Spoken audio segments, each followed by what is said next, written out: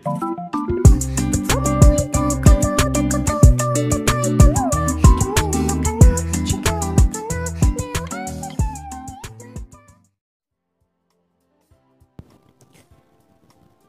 video kali ini, aku akan memberikan 10 rekomendasi anime tokoh utama tidak memiliki kekuatan super tapi sangat overpower.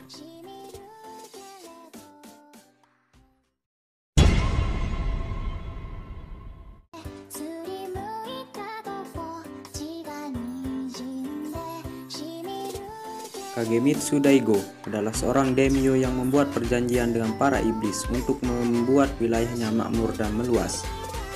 Daigo mengorbankan Hyakimaru, anaknya sendiri yang masih dalam kandungan. Ke-12 iblis tersebut masing-masing mengambil bagian tubuh anaknya yang baru lahir, membuat Hyakimaru lahir tanpa wajah dan organ tubuh.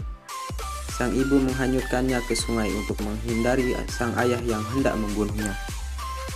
Hyakimaru ditemukan oleh seorang tabib dan pembasmi iblis bernama Jukai Sensei. Jukai membesarkannya dan melatihnya bertarung untuk bertahan hidup setelah diberikan bagian tubuh palsu yang kuat dan fleksibel.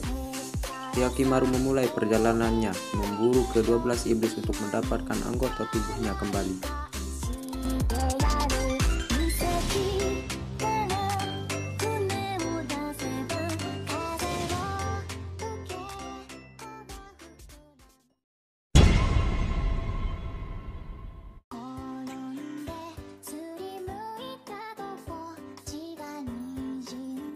Guts, seorang prajurit yang lahir dari mayat ibunya dan selalu menjalani hidup penuh dengan penderitaan serta selalu terlibat dalam pertarungan. Sebagai salah satu pasukan tentara bayaran, Guts mempertaruhkan nyawanya hanya untuk menghidupi kebutuhannya. Pada suatu hari, hidupnya mulai mengalami perubahan ketika ia bertemu dengan Grip, seorang prajurit karismatik dan berwibawa dari pasukan tangguh bernama Band of Hawk. Grip meminta Guts untuk bertarung dengannya, dan pada pertarungan tersebut Guts dikalahkan. Setelah itu, Guts akhirnya direkrut untuk bergabung ke dalam pasukan Band of Hawk.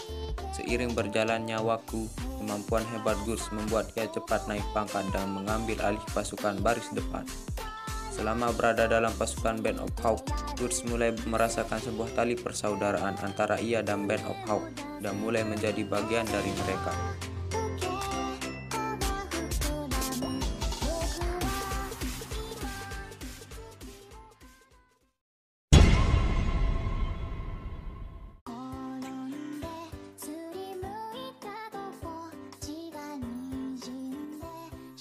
Di kerajaan Tiongkok kuno, seorang yatim piatu karena perang bernama Xinli berlatih bersama sesama budak dan sahabatnya Pio untuk mencapai mimpinya suatu hari nanti menjadi jenderal besar surga.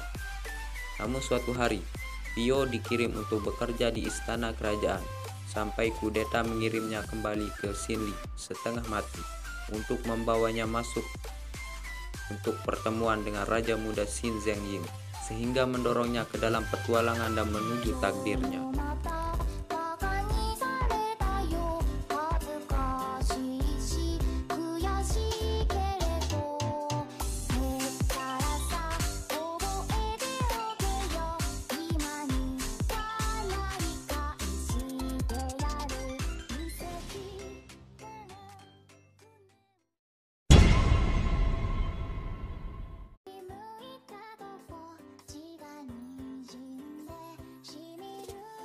Anime ini bercerita tentang seorang putra mahkota kerajaan Pars yang bernama Arslan, di mana kerajaan tersebut diambil alih oleh kerajaan Lusitania.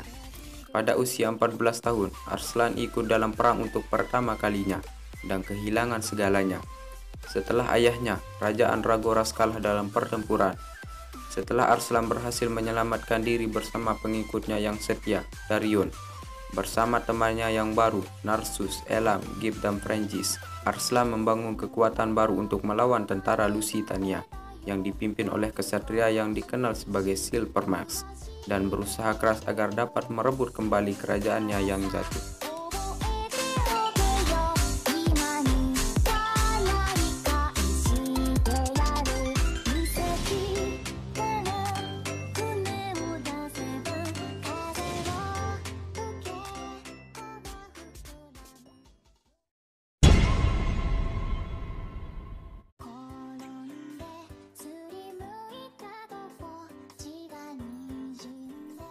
Anime Vinland Saga ini masih menceritakan bagian prolog manganya, di mana setelah kematian sang ayah, Thors, oleh pasukan bajak laut Askelat, Robin mendedikasikan tujuan hidupnya untuk membunuh Askelat. Askelat sendiri melihat potensi kemampuan Robin dan memanipulasi kemarahannya untuk menjadikan dia anak buah paling mematikan, yang akan melakukan apapun dengan hanya diberi imbalan sebuah kesempatan untuk berduel dengannya. Anime ini disebut-sebut menjadi anime terbaik di tahun 2019. Sebuah cerita fantasi yang jauh dari stereotip anime pada umumnya.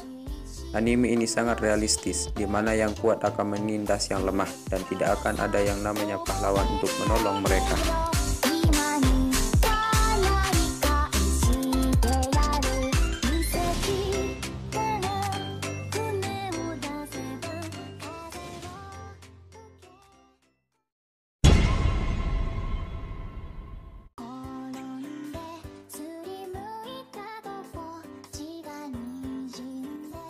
Jika biasanya sebuah anime fantasi akan menceritakan sang hero beserta para rekan-rekannya berjuang bersama untuk mengalahkan Raja Iblis atau semacamnya, di anime ini kita akan disuguhkan dengan kisah yang melenceng dari stereotip tersebut.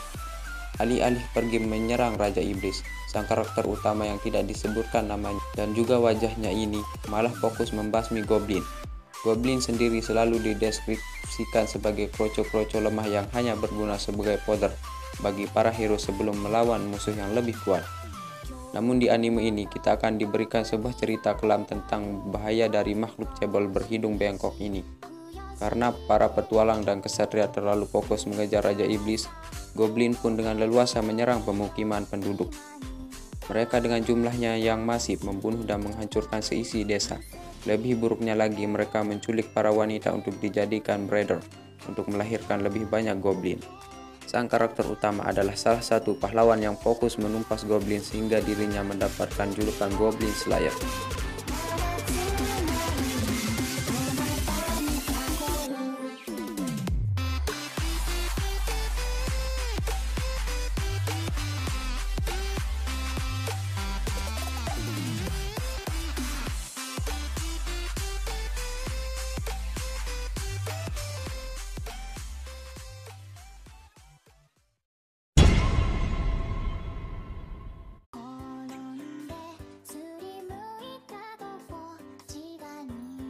Castlevania bercerita tentang seorang pemburu vampir yang berusaha untuk menyelamatkan kota dari sekumpulan tentara mengerikan di bawah suruhan seorang Dracula. Trevor Belmont, pemburu vampir, berusaha melindungi kota Wallace dari Dracula.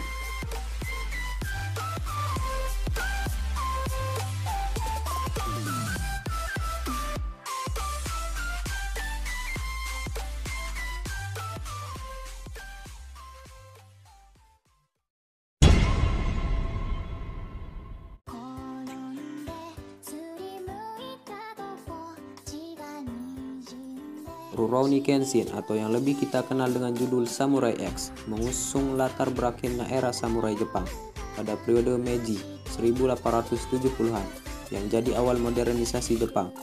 Jagoan utamanya, Kenshin Himura, adalah mantan pembunuh bayaran yang bersumpah untuk tidak lagi membunuh. Dia berpetualang bersama seorang gadis, instruktur kendo, muridnya yang penuh semangat, dan seorang petarung jalanan. Di sini Kenshin harus melindungi teman-temannya dari ancaman musuh lamanya sembari memegang tekadnya.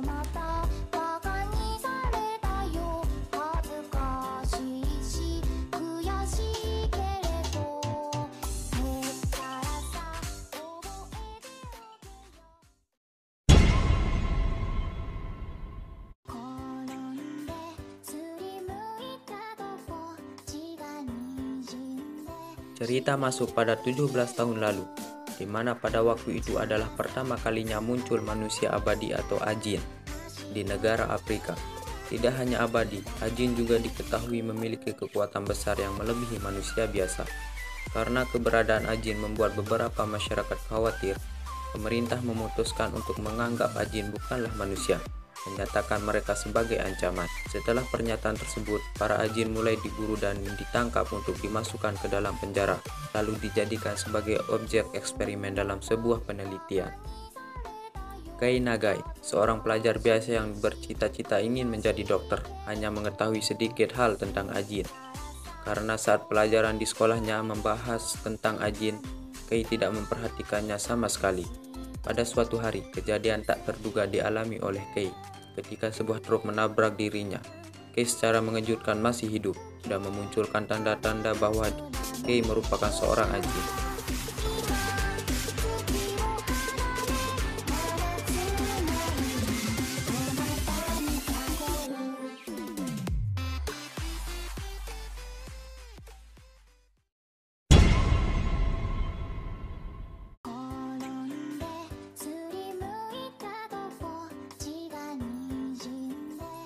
Anime penuh kejutan ini punya banyak set pick yang tidak mungkin diterapkan lewat film live action, padahal ceritanya cukup sederhana, tentang seorang pendekar yang harus melindungi anak muda yang dikejar oleh sebagian penjahat.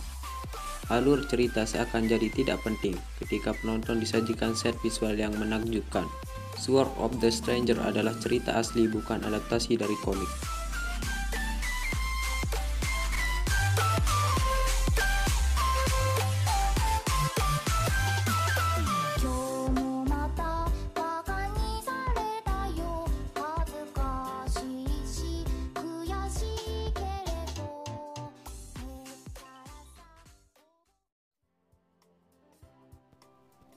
Itulah dia, 10 anime dengan tokoh utama tidak memiliki kekuatan super tapi sangat overpower.